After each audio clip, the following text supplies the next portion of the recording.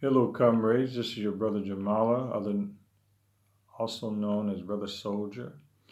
We're going to talk a little bit about some history as far as the empires that have come and gone, a few of the battles and wars that had taken place during that time, uh, the position of slaves or people that were in bondage around that time. We're just going to kind of brush over that. And then we're going to try to relate what our position was during our 400 or so years of slavery and bondage. I'll put the word bondage in there because even when you were freed as freed slave, you still were in bondage because of the conditions that you were subject to. So we're going to talk a little bit about some of the prophetic uh, um, periods that happened, prophecies that happened in some of the things that people were put through, and we just kind of brainstorm, kind of just see where it takes us. So, first of all, I want to talk about the prophet Daniel. The prophet Daniel, in several chapters of the book of Daniel, especially like in the second chapter, you'll see him come on the scene, and he's dealing with a king called Nebuchadnezzar. And this is when the Babylonian Empire was um, at pretty full strength at the time. And the Babylonian king had a troubling vision or troubling dream. And in that dream, he could not get any of his astrologers or his wise men or magicians and soothsayers to help him understand what this dream was. He couldn't even remember the dream, but he was trying to get somebody to not only interpret the dream, but tell him what he dreamed about, because he said it had gone from him, but he was so troubled. He's going through the whole kingdom trying to find somebody to do it. And eventually it gets down to Daniel, and Daniel is seeking God's face every day. You know, he's praying, he's fasting, and he's in tune with God. And he didn't have the answer right away either, but he said that when they brought him to the king, he said he would see what he can do. And he knew and he trusted God. So he went back and did some praying and seeking, and God gave him the revelation. And then he went before the king and told the king the things that must come to pass. And it was a lot of times the image that the dream that the king had was of an image of a head of gold and a chest of silver and stomach and loins of brass, and then the legs of clay and iron, or legs of iron, I think, and then the feet and toes of clay and iron. So, and I'm kind of just going over this through memory, and these different areas of the body represented different time periods and different kingdoms that were going to come and succeed the previous kingdom. And then Daniel had a dream, and it was of four beasts that came up out of the sea. And the sea usually means the sea of people. And they were also ran parallel with the image of the head of gold, and the male image that the king had dreamt about ran parallel with the four beasts that Daniel dreamt about. And those were starting with the Medo Persian Empire moving forward, according to historians, and what we believe that to be. The previous empires were the Egyptian and Assyrian empires, but those had come and gone, or they had fallen lower than the ones that we're talking about now.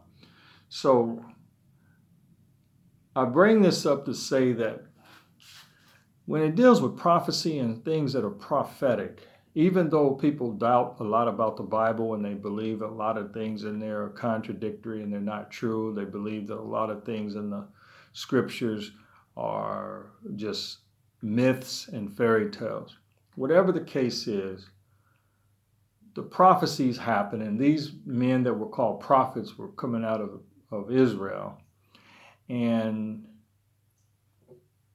many of these things that they prophesied had come to pass. So let's take this and kind of move forward to some events that happened in history, and then see if we can take it to the period of when our sojourn as slavery came. And this is something that you just have to be able to be educated and have your own thoughts in your mind about why some of these things happen and why they happen the way they do, because that's kind of why I'm going over it, not to give an answer to all of these, but to kind of put it out there for food for thought and just to rap about it.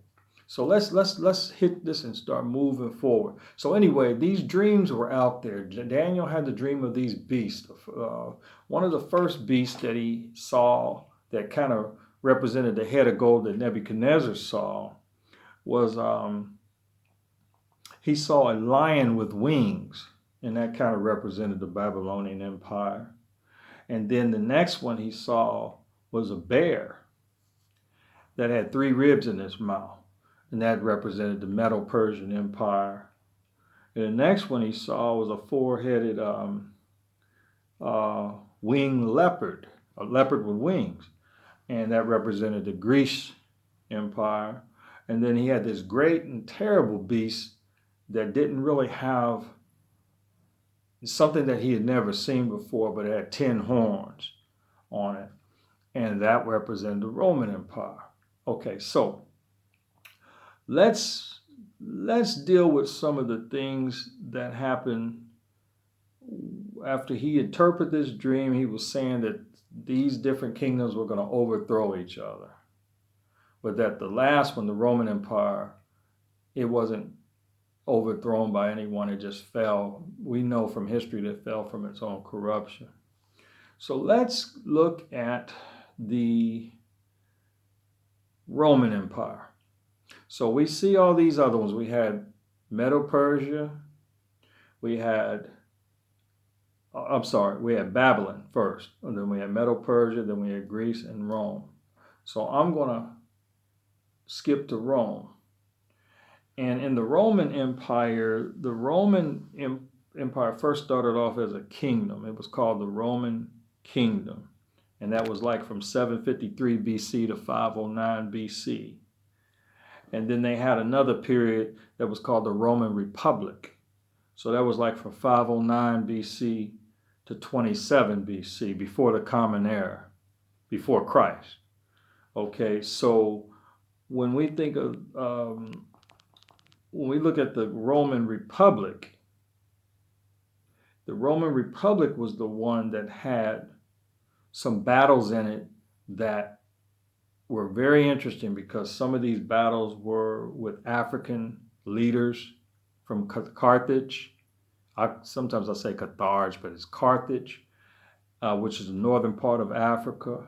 And they used to have naval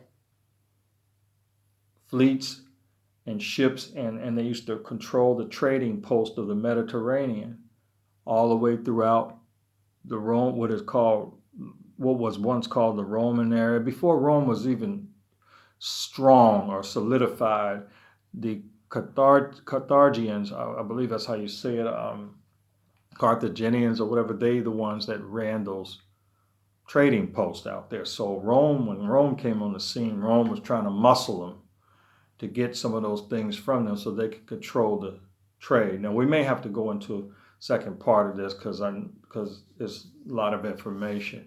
So we see battles happening between Northern Africa and the Roman Republic. And so Rome would lose some of these battles. Carthage would win. There are a few battles Carthage would lose, Rome would win.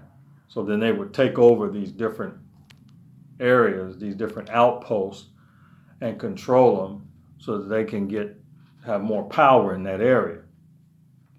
So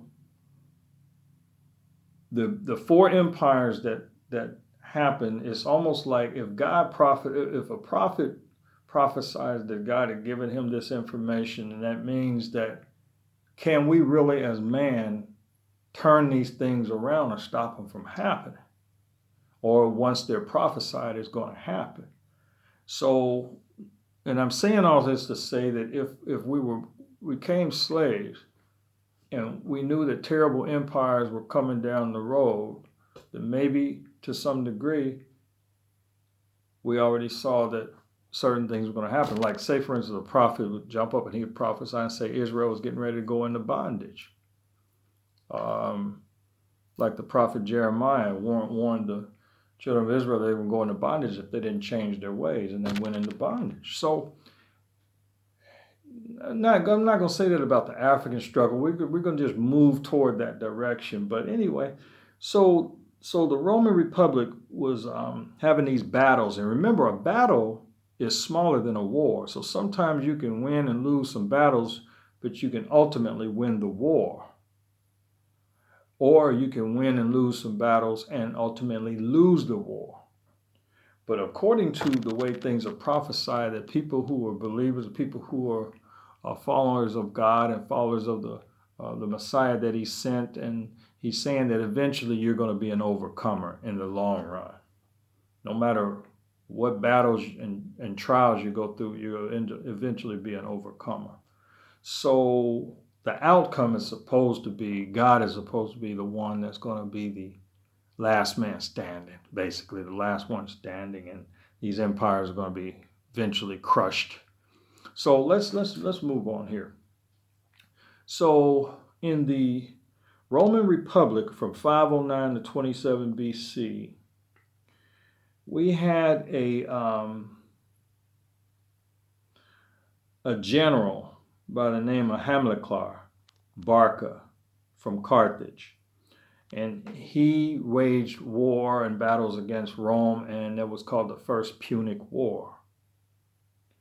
And in that First Punic War, he held on to some strongholds, and I think he had lost a few. But then sometime and I believe that war was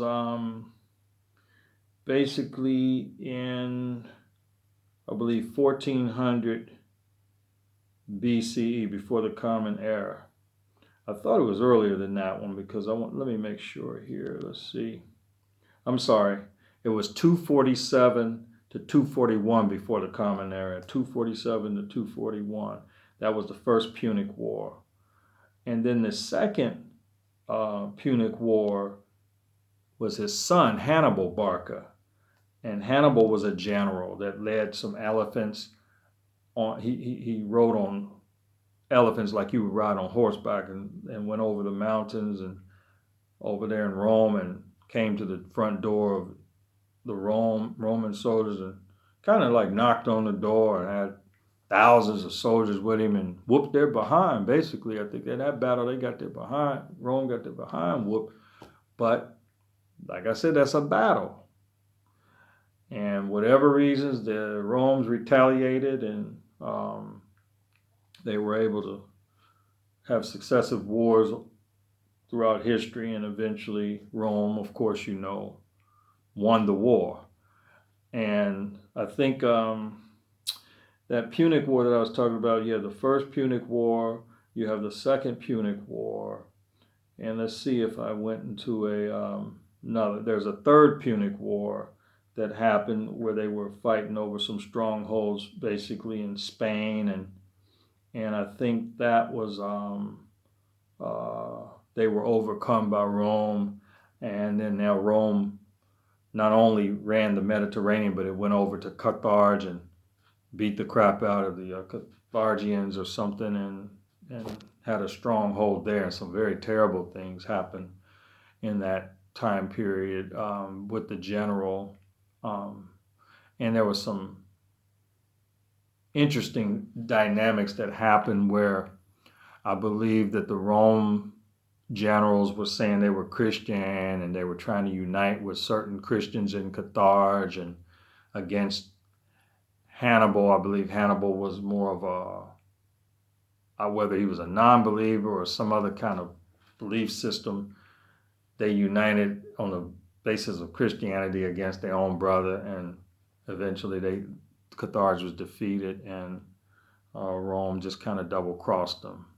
So moving. I'm just glossing over this. Let's see. I have to close here and come back with another section. So peace, love, God bless.